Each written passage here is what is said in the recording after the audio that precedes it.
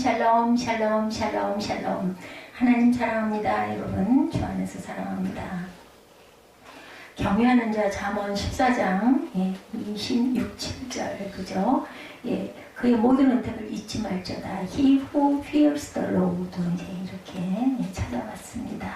오늘 26, 7절 말씀이죠. 경외하는 자에게는 견고한 의뢰가 있나니 그 자네에게 피난처가 있으리라. 여호와를 경외하는 것은 생명의 샘이니 사망의 그물에서 벗어나게 하느니라. 경외하는 자가 아주 중요합니다. 우리가 여호와를 경외함을 잊지 마시기 바랍니다. 14장에 지혜로운 자는 두려워하여 악을 떠난다. 16절에 보면 그런 말씀이 있습니다. 우리 14장 16절에 지혜의 근본은 여호와를 경외하는 것이며 여호와를 경외하는 자는 두렵고 떨림으로 구원을 이루기를 위해 악에서 떠나게 된다. 잠언 16장 6절에 증거합니다. 그리고 야훼를 경외하는 것은 잠언 9장 10절에 증거하고 있습니다. 22절에 악을 도모하는 자가 나옵니다. 22절에 악을 도모하는 자는 악이란 야훼를 경외하지 않는 것이 악이에요. 악을 도모하는 자들은 광야에서 멸망을 받습니다. 그러니 여호와를 경외하지 않는 자는 자기들이 악을 도모하고 있다는 생각을 못하죠. 나를 이만하면 선해 이런 생각을 합니다. 선을 도모하는 자에 대해서 22절에 악을 도모하는 자는 잘못 가는 것이 아니냐. 선을 도모하는 자에게는 인자와 진리가 있으리라 이렇게 얘기하죠. 선은 창조의 목적입니다. 따라서 선을 도모하는 자는 창조의 목적대로 사는 자라고 할 수가 있다. 에베소서 2장 10절에 우리는 그가 만드신 바라 그리스도 예수 안에서 선한 일을 위하여 지으심을 받았다라고 얘기하죠. 디도서 2장 14절에 그가 우리를 대신하여 자신을 주심은 선한 일을 열심히 하는 자가 되게 하려 열심히 하는 자기 백성이 되게 하려 하심이라고 증거하고 있습니다. 선한 일을 열심히 하는 자기 백성을 하나님께서는 사랑하고 기뻐하시죠. 로마서 7장 12절에도 율법은 거룩하고 계명도 거룩하고 의로우며 선하다. 그러니까 계명 지키는 게 선한 삶을 사는 겁니다. 그리고 디모데후서 3장 16, 7절에도 증거합니다. 그 다음에 31절이죠. 가난한 사람을 학대하는 자는 그를 지으신 일을 멸시한다고 합니다. 지극히 작은 자 하나에게 하지 아니한 것이 예수님께 하지 아니한 거라. 마태복음에 25장 31절에서 46절까지 말씀하죠. 그러므로 가난한 사람을 학대하는 자는 그를 지으신 하나님을 멸시하는 자이며 하나님은 이와 같은 자들에게 영벌의 심판을 내리신다고 말씀합니다. 주를 멸시하는 죄가 있어요. 여호와를 원망하는 것. 민수기 11장이죠. 여호와를 원망한 사람들 다 어떻게 됐어요? 다 죽었죠. 가나안에 들어가지 못하고 들어갔습니다. 죽었습니다. 너희가 너희 중에 계시는 야훼를 멸시하고. 민수기 11장 20절에 여호와를 믿지 않는 것 곧 순종하지 않는 것입니다.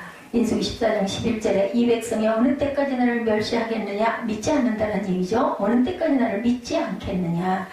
당을 지어 주의 종을 대적하는 건 민수기 16장입니다. 30절에 민수기 16장 30절에 이 사람들이 과연 야훼를 멸시한 것인 줄을 너희가 알리라. 멸시한다라는 것은 믿지 않는 것. 말씀을 멸시하는 자. 이사야 5장 23절에서 25절에 여호와의 율법을 버리며 이스라엘의 거룩한 이의 말씀을 멸시하였습니다. 율법을 안 지키는 게 멸시함입니다. 더러운 떡을 드리는 것에 대해서 그것이 또한 멸시하는 죄입니다. 말라기 1장 6절에서 10절에 내 이름을 멸시하는 제사장들아 너희가 더러운 떡을 나의 제단에 드리고도 말하기를 우리가 어떻게 주를 더럽게 하였나이까 하는데도 깨닫지 못한다는 거죠. 가난한 자를 학대하는 것이 주를 멸시하는 죄입니다. 잠언 14장 31절에 가난한 사람을 학대하는 자는 그를 지으신 이를 멸시하는 자요. 그러니까 하나님을 멸시하는 죄는 여호와를 원망하는 것, 여호와를 믿지 않는 것, 순종하지 않는 것, 당을 지어 주의 종을 대적하는 것, 말씀을 멸시하는 것, 더러운 떡을 드리는 것, 가난한 자를 학대하는 것. 이렇게 6가지가 하나님을 멸시하는 죄로 나타나 있습니다. 자, 이 한 사람의 의인과 악인, 지혜자와 미련한 자로 구분하는 기준은 그가 야훼 하나님께 대하여 어떤 태도를 가지느냐. 지금 제가 말씀드린 것처럼 주를 멸시하는 죄를 짓는 자들이 악인이죠.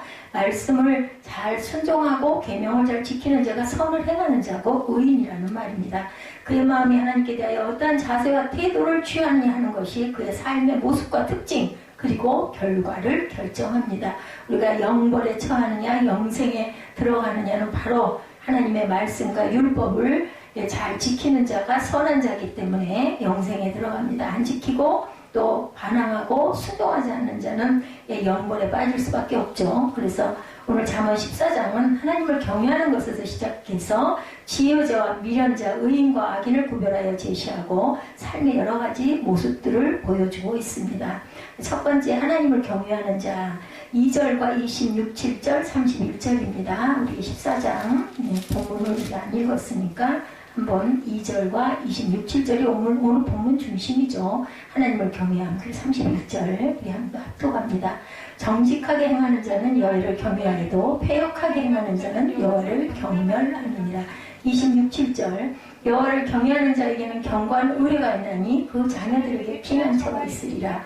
여호와를 경외하는 것은 생명의 셈이니 사망의 그물에서 벗어나게 하느니라. 31절 가난한 사람을 학대하는 자는 그를 지으신 이를 멸시하는 자요 궁핍한 사람을 불쌍히 여기는 자는 주를 공경하는 자니라. 그래서 소자 하나에게 물 한 명 냉수 한 그릇 대접하는 게 바로 나에게 대접하는 것이다. 예수님이 그렇게 말씀하죠. 세상에는 하나님을 경외하는 자와 하나님을 멸시하는 자 두 부류가 존재합니다. 하나님을 경외하는 자는 자신이 하나님 앞에서 존재한다는 사실을 기억하고 늘 정직하고 경건한 삶을 살고자 노력합니다. 그런 자기 자신의 행동을 조심할 뿐만 아니라 더 나아가 연약하고 궁핍한 사람을 돕는 삶을 살죠. 가난한 이들도 하나님의 백성이기 한 아버지의 자녀로 서로를 돕는 것이 마땅한 일이죠. 이런 경건한 삶을 그 자신에게 생명의 셈과 같아서 그 자신으로 사망의 그물에서 벗어나게 할 뿐 아니라 그의 자녀들에게까지 하나님이 피난처가 되어주십니다. 그러나 하나님을 경외하지 않는 자는 하나님의 백성으로 자기 형제된 가난한 자들을 학대합니다. 그 행동은 그 형제들을 지으신 하나님을 멸시하는 행위가 되죠. 그의 패역한 행동은 하나님을 인식하지 않고 나 잘났다고 행동하는 자들입니다. 그는 어리석어서 하나님의 존재를 부인하고 자기 마음대로 행동하는데 그것은 자신의 멸망을 가져올 뿐 사망으로 달려가는 길이에요. 하나님의 백성이 가난한 자를 학대하는 부분 이사야 3장 15절입니다. 어찌하여 너희가 내 백성을 짓밟으며 가난한 자의 얼굴에 맷돌질하느냐 주 만군의 야훼 내가 말하였느니라 하시도다. 하나님을 없다고 하는 어리석은 미쳐 10편 14편 1절입니다. 어리석은 자는 그의 마음에 이르기를 하나님이 없다 하는도다. 그들은 부패하고 그 행실이 가증하니 선을 행하는 자가 없도다.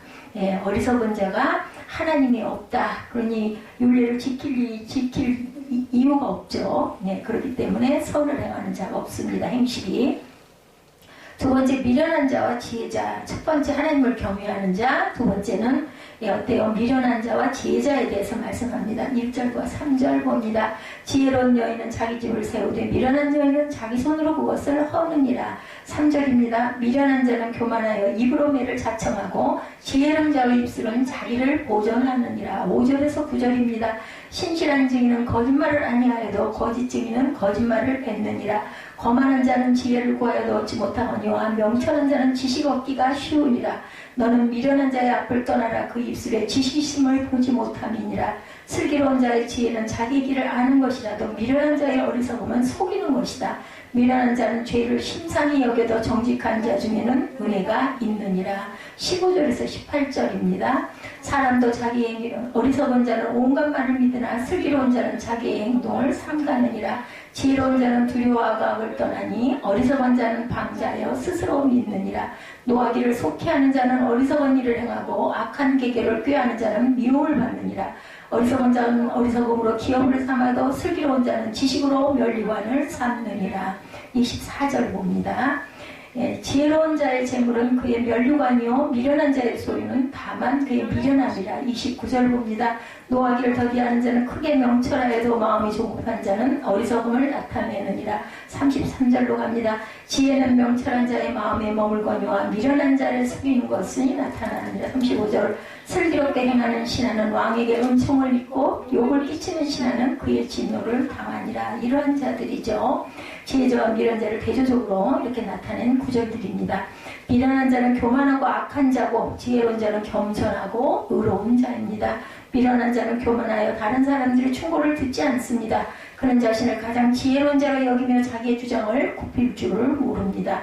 한편 그는 어리석고 악한 말에는 쉽게 반응을 보여서 넘어가 버립니다. 그리하여 그의 미련함은 그나마 가진 것마저도 무너뜨리고 많게 하여 수중에 미련함만 남게 되죠.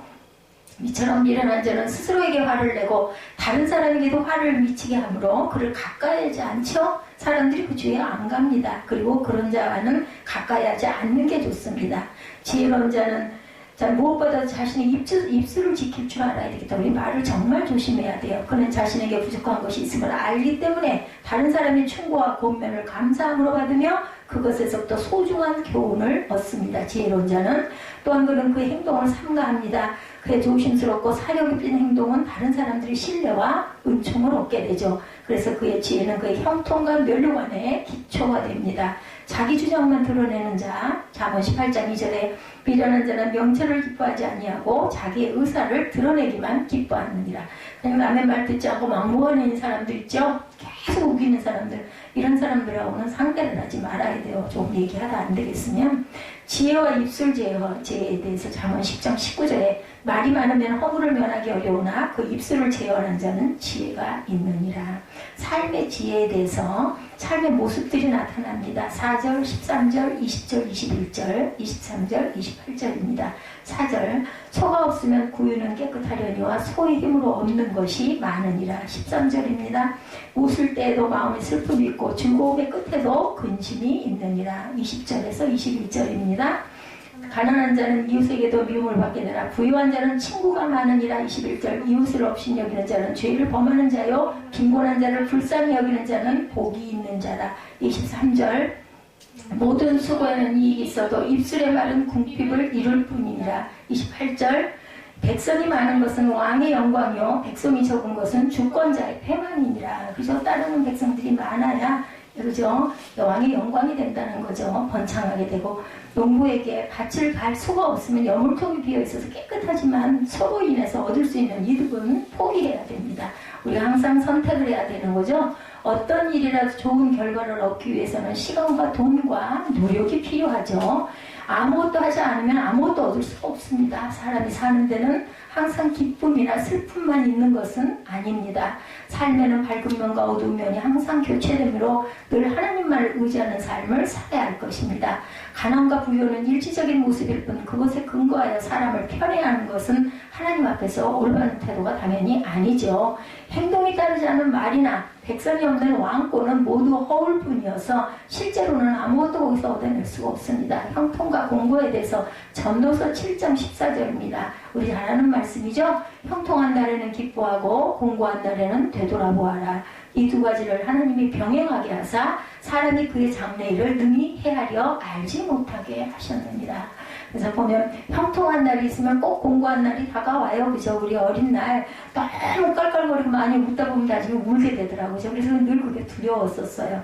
예, 장래를 능히 헤아려 알지 못합니다. 형통과 공고가 계속 반복이 되기 때문에 허물 뿌린 말에 대해서 이사야 36장 5절에서 내가 말하노니 내가 좋게 싸울 계략과 용맹이 있노라 하면 입술에 붙은 말뿐이니라. 내가 이제 누구를 믿고 나를 반역하느냐 이렇게 말합니다. 예, 하나님을 믿어야 되겠죠. 증인된 삶에 대해서 예, 오늘 14장 5절과 25절은 증인에 대해서 말씀합니다. 5절과 25절 봅니다. 신실한 증인은 거짓말을 아니하여도 거짓 증인은 거짓말을 뱉느니라. 25절, 진실한 증인은 사람의 생명을 구원하여도 거짓말을 뱉는 사람은 속이니라. 그렇죠. 거짓말하는 사람은 속이기 위해서 거짓말하는 거죠. 그래서 성경은 예, 구하기도 한 사람의 생명을 증인의 말에 의해서 구하기도 하고 우리 망하기도 한다. 우리는 다 뭐예요? 그리스도의 증인들입니다. 그래서 세상에 살고 있는 거죠. 그래서 성경은 사형의 경우 2명의 증인을 요구하는데 그만큼 증인의 증언은 중요시 되었습니다. 악한 증인은 거짓 증언을 하여 사람을 속입니다. 그러므로 예수께서는 아예 맹세 자체를 하지 말라고 하십니다. 어떠한 맹세도 하지 말라고 그러죠. 그러나 그 말씀은 맹세의 올바른 사용과 신실한 증인으로서의 성실하고 정직한 태도를 요청하는 것이라고 볼 수가 있는 거죠. 그리스도인은 그의 언어 생활에서 옳고 그름이 분명하게 나타나야 합니다. 사형과 두 증인에 대해서 신명기 19장 15절입니다. 사람의 모든 악에 관하여 또한 모든 죄에 관하여는 한 증인으로만 정할 것이 아니요 두 증인의 입으로나 또는 세 증인의 입으로 그 사건을 확정할 것이다 라고 얘기합니다. 한 사람의 말 갖고는 우리가 믿을 수가 없다는 거죠. 예, 장로들에 대한 것도 그 말씀이 있었죠. 디모데전서에서 두세 명이 함께 얘기하지 않으면 그걸 듣지 말라고 얘기합니다. 교회에게. 맹세에 대해서 마태복음 5장 34절입니다. 나는 너에게 이르노니 도무지 맹세하지 말지니 하늘로도 하지 말라. 이는 하나님의 보좌입니다. 우리가 그러죠. 야, 하늘을 걸고 내가 맹세하는데 이런 말 하지 말라는 거예요. 마음에 대해서 10절과 30절에 말씀하고 있습니다. 마음의 고통은 자기가 알고 마음의 즐거움은 타인이 참여하지 못하느니라. 마음의 즐거움은 자기에게 즐거움이라는 거죠. 30절 말씀입니다. 평온한 마음은 육신의 생명이나 시기는 뼈를 썩게 하느니라. 평온한 마음을 가지고 누구를 막 시비하고 비방하고 우리 마음이 괴롭죠. 예, 그렇기 때문에 우리는 그렇게 되면은 뼈를 썩게 한다. 그냥 아주 마음이 상하게 돼서 그래서 우리가 스트레스가 참 나쁘다고 그러죠. 인간과 세계에 창조주신 하나님이 이미 오래전부터 인간의 마음과 육체의 상관관계를 분명하게 이렇게 제시하십니다. 사람의 심령 상태는 타인이 모르는 개별적인 것이고 더 나아가 하나님과의 영적인 관계가 매우 밀접한 연계성을 가지고 있다는 거죠. 격렬한 흥분 상태에 대해서 말합니다. 분노가 미련한 자를 죽이고 시기가 어리석은 자를 멸한다고 얘기하죠. 욥기 5장이에요. 분노가 미련한 자를 죽이고 시기가 어리석은 자를 멸하느니라. 온유하고 안정된 심령이 돼서 베드로전서 3장 4절에 오직 마음에 숨은 사람을 온유하고 인정한 심령이 썩지 아니할 것을 하라. 이는 하나님 앞에 값진 것이니라 말씀합니다. 마음에 숨은 사람을 온유하고 안정된 심령의 썩지 아니할 것으로 하라. 이는 하나님 앞에 값진 것이라. 의인과 악인에 대해서 대조적으로 말씀합니다. 11절, 12절, 14절, 19절입니다. 11절 봅니다. 악한 자의 집은 망하겠고 정직한 자의 장막은 흥하리라. 12절 어떤 길은 사람이 보기에 바르나 필경은 사망의 길이다 말씀합니다. 14절에 마음이 굽은 자는 자기 행위로 보응이 가득하겠고 선한 사람도 자기의 행위로 그러하리라. 19절 봅니다. 악인은 선인 앞에 엎드리고 불의한 자는 의인의 문에 엎드러지느니라. 22절 봅니다. 악을 도모하는 자는 잘못 가는 것이 아니냐 선을 도모하는 자에게는 인자와 진리가 있느니라. 32절과 34절입니다. 악인은 그의 환난에 엎드러져도 의인은 그의 죽음에도 소망이 있느니라. 악인은 그의 환난에 엎드러져도 의인은 그의 죽음에도 소망이 있다. 공의는 나라를 영화롭게 하고 죄는 백성을 욕되게 하느니라. 이렇게 말씀합니다.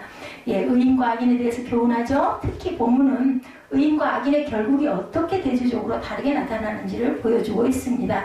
악인은 결국 망할 수밖에 없는데 악은 자신과 관계를 맺는 이들 모두를 멸망케 하기 때문이다. 악인은 의인이 번성하고 승리하는 데 반하여 항상 실패하고 넘어집니다. 살아계신 하나님께서는 의인과 악인 각자의 삶과 그것에서 이끌어지는 결과까지도 주장하시죠. 때로 의인이 환난을 당하고 죽을 수도 있으나 의인은 그의 죽음도 소망스러운 것으로 작용합니다. 그렇죠. 스데반 같은 경우에 돌아갔지만 그 이후에 교회들이 굉장히 흥황하고 많은 교회가 서게 되죠. 그 핍박에 의해서 흩어져서 결국은 거기서 많은 교회들이 일어납니다. 그러므로 의인은 한 개인과 사회, 국가를 번성시키는 요소고 악은 개인과 사회, 국가를 멸망시키는 요인이 됩니다. 의인과 악인의 결국에 대해서 잠언 13장 21절에 재앙은 죄인을 따르고 선한 보응은 의인에게 이르느니라. 22절에 선인은 그 산업을 찾아 손손에게 끼쳐도 죄인의 재물은 의인을 위하여 쌓이느니라. 죄인들의 재물은 결국은 의인들을 위해서 쌓인다라는 거죠. 하나님은 아브라함을 부르시면서 그가 복의 근원이 되리라고 말씀하십니다. 우리 그리스도인은 악과 미련함이 아니라 의와 지혜를 선택함으로 복의 근원이 되어야 되겠죠? 누가 복의 근원이었어요? 믿음의 근원인 아브라함이죠. 하나님을 경외하는 마음을 항상 간직하고 삶의 순간마다 믿는 자다운 결정과 행동을 통하여 스스로 복되게 하며 타인을 또한 복되게 영향을 끼쳐야 되겠죠? 하나님을 믿는 신앙을 가지게 되면 두 가지가 바뀝니다. 하나는 가치관, 다른 하나는 우선순위. 그렇죠. 가치관이 어때요? 하늘나라에 있죠? 그리고 우선순위가 하늘나라의 것에 있습니다. 가치관이라는 어떤 것이 더 중요하고 어떤 것이 더 좋은 것인가를 판단하는 기준이 됩니다. 그래서 항상 우리는 그 기준대로 살아가야 된다는 거죠. 사람마다 각기 다른 가치관을 가지고 있어서 어떤 사람은 이것이 더 중요하고 가치 있다고 생각을 하고 어떤 사람은 저것이 더 중요하고 가치가 있다고 생각을 합니다. 그리고 그 가치관에 의해서 우선순위가 결정이 됩니다. 우선순위란 무엇을 먼저 하고 무엇을 나중에 할 것인가. 우리는 중요한 일을 먼저 처리하게 되죠. 근데 때에 따라서 사람들은 보면 중요하지 않은 하찮은 일들, 자잘한 것들을 얼른 해버리고 가장 중요한 일을 맨 나중에 차분하게 하려고 하는 경우도 있기는 합니다. 사람은 자기가 중요하고 가치 있다고 생각하는 것을 먼저 하고 덜 중요하고 덜 가치 있다고 생각하는 것을 나중에 하는데 가치관이 분명하면서도 우선순위가 잘못된 경우, 저 같은 경우 잘못된 것 같네요. 저는 작은 일들 먼저 다 처리하고 가장 중요한 일을 나중에 집중을 해야 오히려 그게 더 마음이 편안해가지고 뭘 잘 해결을 나가더라고요. 무엇이 중요한지 알면서도 그것을 먼저 하지 않고 별로 중요하지 않은 일을 먼저 하는 사람, 저 같은 사람인 것 같아요. 그런 사람은 정상적인 인격을 가진 사람이라고 할 수가 없겠죠. 자신에게 유익한 것을 따라가지 않기 때문입니다. 손해가 나는 경우도 있어요. 근데 사람은 자기가 말한 것과 행동한 것에 책임을 지죠. 내가 말하고 행동한 것에 대한 결과가 반드시 따라오기 때문입니다. 그래서 올바른 가치관을 가지고 올바른 우선순위를 정하고 살아가야 좋은 것을 얻으며 살 수 있는 것이다. 하나님을 믿는 신앙을 가지게 되면 제일 먼저 가치관이 바뀌죠. 전에 그렇게 좋아하던 것을 더 이상 좋아하지 않게 됩니다. 맞더라고요. 전에는 그렇게 중요하게 여겼던 것을 별로 중요하지 않게 여기게 됩니다. 그래서 전에 따라가던 것을 더 이상 따라가지 않고 전에 먼저 하던 일을 이제는 나중에 하거나 하지 않게 됩니다. 그래서 제가 바뀌었는지도 모르겠습니다. 빌립보서 3장 7절에 그러나 무엇이든지 내게 유익하던 것을 내가 그리스도를 위하여 다 해로 여긴다 말씀하죠. 바울이 또한 모든 것을 해로 여김은 8절입니다. 빌립보서 3장 8절 내 주 그리스도 예수를 아는 지식이 가장 고상함을 인합니다. 내가 그를 위하여 모든 것을 잃어버리고 뭘로 여겼어요? 배설물로 여기면 그리스도를 얻고 그 안에서 발견되려 합니다.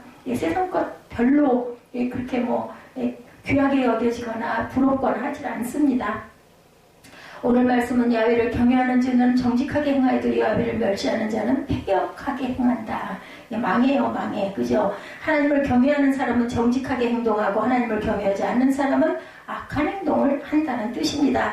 하나님께 대한 어떤 태도를 가졌느냐에 따라서 행동이 달라집니다. 사람이 보기에 잘났든지 못났든지 의로워 보이든 악하게 보이든 하나님을 경외하는 사람, 하나님과 바른 관계를 가진 사람이 정직한 사람이고 하나님을 멸시하는 사람, 즉 하나님과의 관계가 바르지 않은 사람은 패역한 사람일 수밖에 없다는 뜻입니다. 하나님을 사랑하고 좋아하고 존경하지만 동시에 두려워하는 마음으로 섬기고 따릅니다. 하나님을 경외하는 신앙이란 그럼 과연 어떤 것일까? 첫째, 언제나 하나님을 의식하는 신앙입니다. 그렇죠? 하나님께서 항상 나의 모든 것을 보고 계시고 나의 모든 것을 알고 계신다는 것을 의식하는 신앙. 하나님의 가장 우선순위예요. 그죠? 그래서 무엇을 하든지 항상 하나님의 눈길을 의식합니다. 이거 하면 하나님이 뭐라 하실까? 하나님이 야단치실까? 하나님이 기뻐하실까? 이렇게 생각하죠. 시편 139편 1절입니다. 여호와여 주께서 나를 감찰하시고 아셨나이다. 주께서 나의 앉고 일어섬을 하시며 멀리서도 나의 생각을 통촉하시오며 나의 길과 눕는 것을 감찰하시며 나의 모든 행위를 익히 아시오니 여호와여 내 혀의 말을 알지 못하는 것이 하나도 없으시니다. 이거 우리 기도할 때 이렇게 기도하면 딱 맞는 기도예요. 그죠? 나의 눕는 것도 나의 행위를 아십니다. 내 혀의 말을 알지 못하는 것이 하나도 없으십니다. 내가 주의 신을 떠나 어디로 가며 주의 앞에서 어디로 피하리까? 내가 하늘에 올라갈지라도 거기 계시며 음부의 내 자리를 펼지라도 거기 계시는 하나님입니다. 이렇게 하나님을 의식하고 사는 사람은 언제나 두렵고 떨리는 마음으로 하나님을 섬깁니다. 하나님이 보시기에 올바른 삶을 살도록 힘써 나가죠. 시편 19편 14절에도 나의 반석이시여 나의 구속자이신 야훼여 내 입의 말과 마음의 묵상이 주의 앞에 연락되기를 원하나이다. 마음의 묵상이 연락되기를 원하는 거면 하나님 기뻐하시고 하나님 뜻에 있는 그 마음이겠죠. 그렇지 않은 걸 주님이 연락해 주시지 않을 걸 뻔히 알면서 그런 기도를 할 리가 없습니다. 이런 자세로 사는 것이 하나님을 첫째로 경외하는 그리고 우선순위에 가장 앞에 있는 그러한 삶의 사람들이다. 둘째, 언제나 하나님만을 의지하는 신앙입니다. 자, 언제나 두렵고 떨림으로 하나님 중심으로 살고 하나님만을 의지하는 삶입니다. 언제나 하나님을 의식하는 삶, 그리고 언제나 하나님을 의지하는 삶. 사람을 의지하거나 세상을 의지하지 않고 전능하신 하나님, 나를 사랑하시는 하나님만 의지하는 신앙이다. 어렵고 힘든 일이 생길 때 제일 먼저 누구를 생각해요? 제일 먼저 누구에게 전화를 걸고 누구를 먼저 찾아요, 여러분들?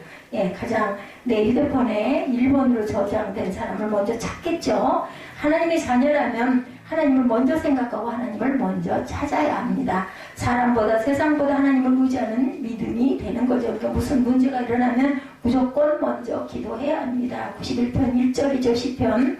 지존자의 은밀한 곳에 거하시는 자는 전능하신 자의 그늘 아래 거하리로다. 내가 야훼를 가리켜 말하기를 저는 나의 피난처요 나의 요새요 나의 의뢰하는 하나님이라 하리니 이는 저가 너를 새 사냥꾼의 올무에서와 극한 전염병에서 건지실 것이미로다. 저가 너를 그 깃으로 덮으시리니 내가 그 날개 아래 피하리로다. 내가 하나님께 피할 때 하나님이 나를 보호해 주십니다. 그리 도망을 가야 하나님이 다 날개를 쏴주시지 다른 데로 가면은 예, 자기가 선택하지 않으면 날개로 쏴주실 수가 없어요. 팔을 벌리고 계신데도 모르고 딴 데를 헤매죠. 왜 하나님만 의지해야 하나? 하나님을 의지할 존재가 사람을 의지할 존재가 못되고 하나님만 의지할 존재라는 것이기 때문이죠. 시편 62편 3절에 넘어지는 담과 흔들리는 울타리 같은 사람이다 이렇게 표현합니다. 시편 146편 3절에도 방백들을 의지하지 말며 도울 힘이 없는 인생도 의지하지 말지니 호흡이 끊어지면 흙으로 돌아가서 당일에 그 동어가 소멸하리로다. 그래서 믿고 의지했다가는 실망하고 말게 되죠. 그래서 사람을 의지할 존재가 아니라는 거예요. 그래서 하나님은 우리가 하나님을 의지하기만 해도 복을 주십니다. 시편 146편 5절입니다. 야곱의 하나님으로 자기 도움을 삼으며 여호와 자기 하나님에게 그 소망을 두는 자는 복이 있도다 말씀을 합니다. 예, 시편 말씀이에요. 146편 5절.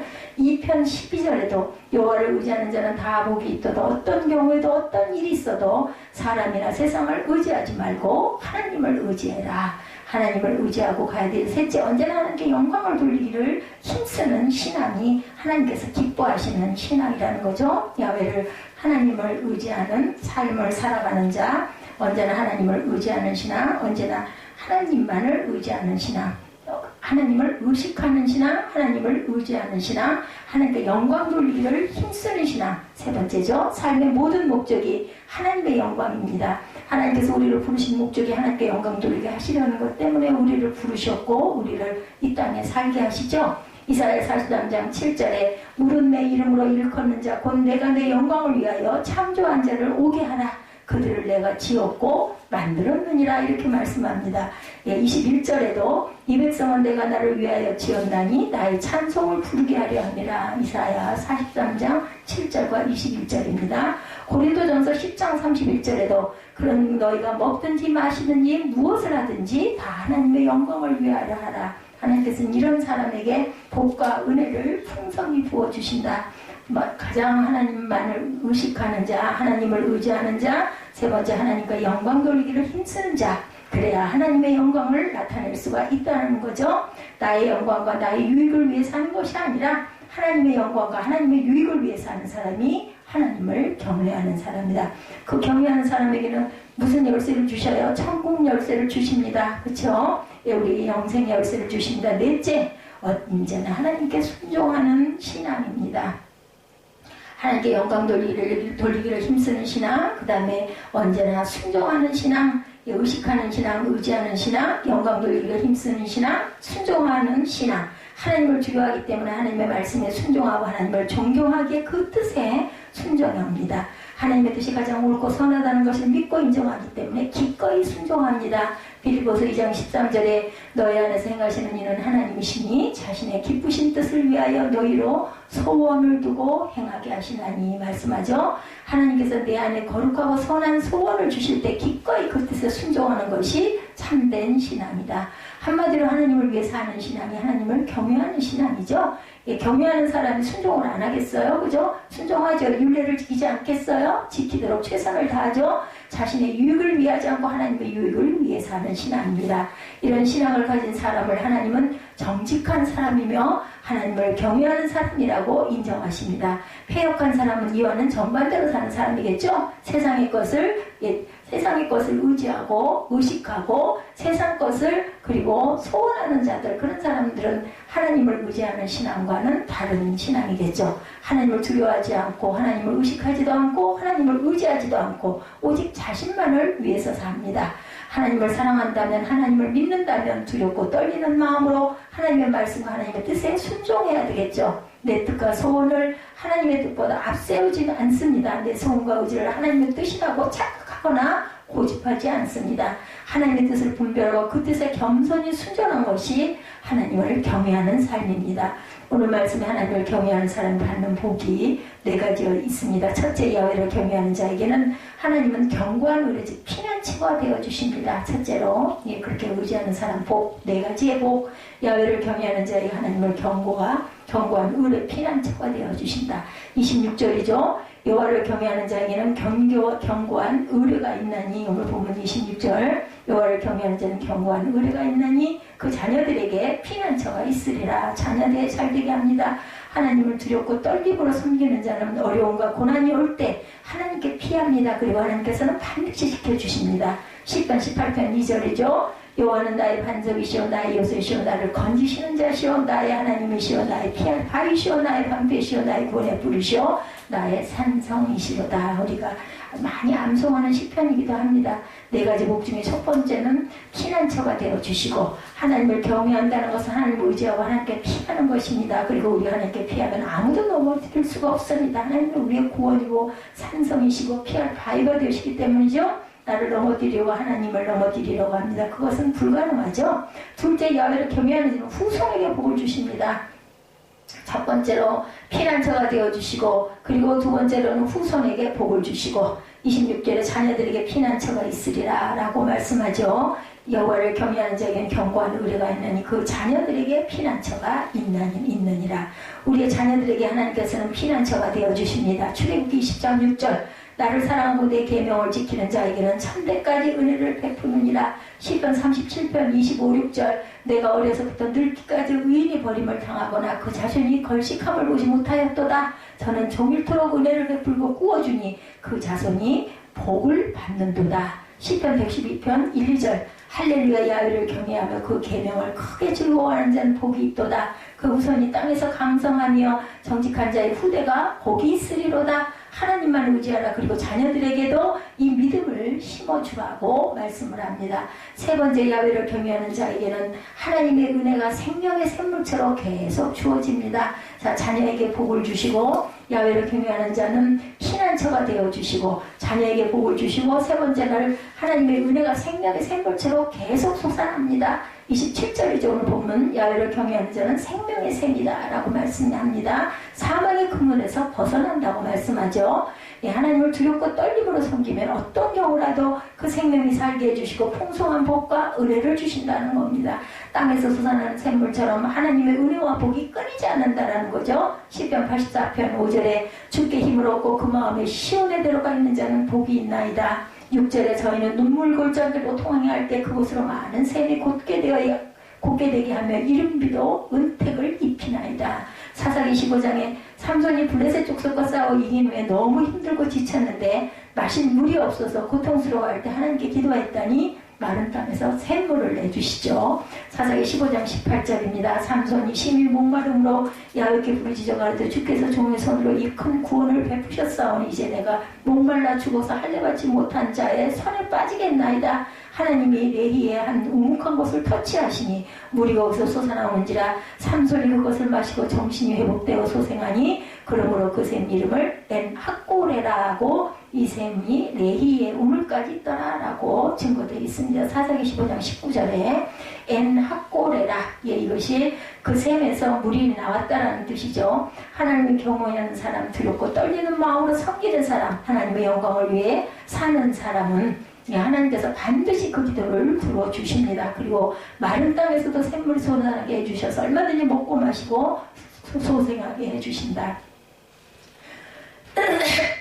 넷째로 야훼를 경외한 자는 사망의 그물에서 벗어나게 해주십니다. 자, 하나님의 은혜가 생명의 샘불처럼 계속 주어지게 해주시고 사망의 그물에서 벗어나게 하십니다. 27절에 사망의 그물에서 벗어나게 하느니라. 사망의 그물이란 나를 얽매어서 꼼짝달싹 못하게 하고 결국은 죽게 만드는 문제를 말하는 거죠. 사망의 그물이란 하나님을 두렵고 떨림으로 섬기고 그 뜻대로 살기를 힘쓰면 어떤 사탄의 공격이나 환난이 와도 건져주십니다.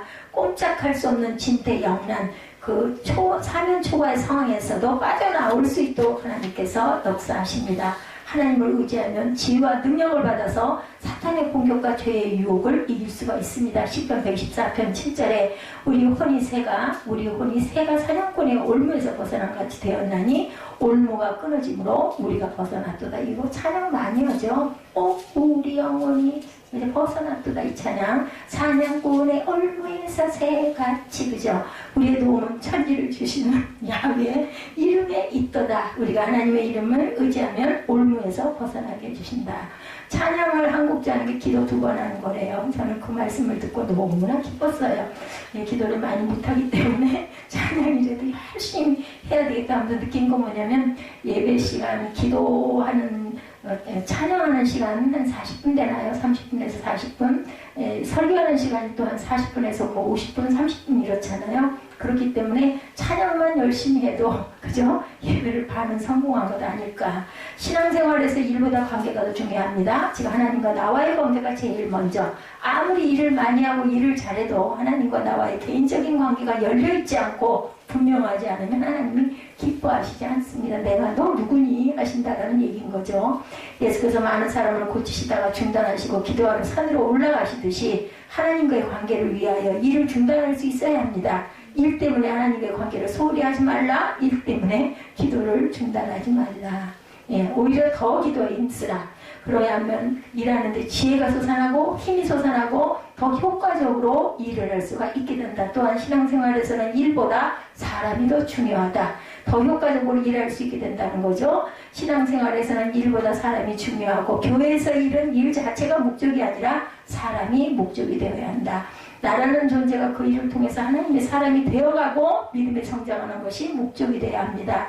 또 그 일을 통해서 다른 사람들을 하나님의 사람으로 세워주고 그 사람이 믿음이 깊어지고 성장하게 하는 것이 교회의 사명이고 목적입니다. 일의 성취를 위해서 다른 사람에게 아픔과 상처를 주고 믿음의 손해가 가게 했다면 그것은 실패한 것이죠. 일이 좀 늦어지더라도, 일이 원하는 대로 안 되더라도 다른 사람들을 영적으로 정신적으로 배려할 줄 알아야 합니다.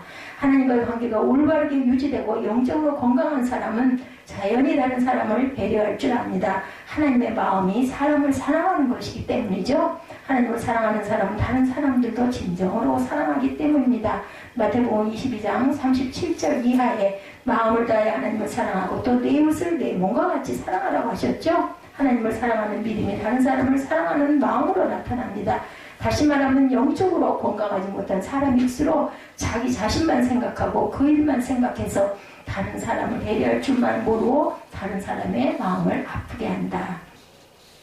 빌립보서 2장 13절에 너희 안에서 행하시는 이는 하나님이시니 자기 기쁘신 뜻을 위하여 너희로 소원을 두고 행하게 하시나니 모든 일을 원망과 시비가 없게 하라. 우리 안에 행하신 하나님의 뜻은 모든 일을 원망과 시비가 없게 하는 것입니다. 또한 하나님의 관계가 건강히 못한 상태에서 생각하고 결정하는 것은 하나님의 뜻과 멀거나 상관이 없을 가능성이 많습니다.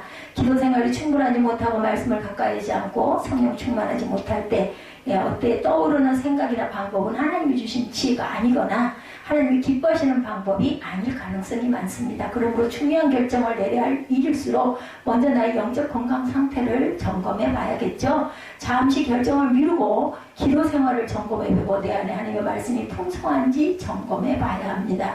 그리고 내 영적 건강을 회복한 다음에 기도의 능력과 기도 생활을 회복한 다음에 말씀의 은혜를 회복한 다음에 성령 충만을 회복한 다음에 하나님의 뜻과 지혜와 방법을 구해야 할 것입니다. 그렇지 않으면 옳다고 생각해서 내린 결정인데도 실패를 가져올 수가 있습니다.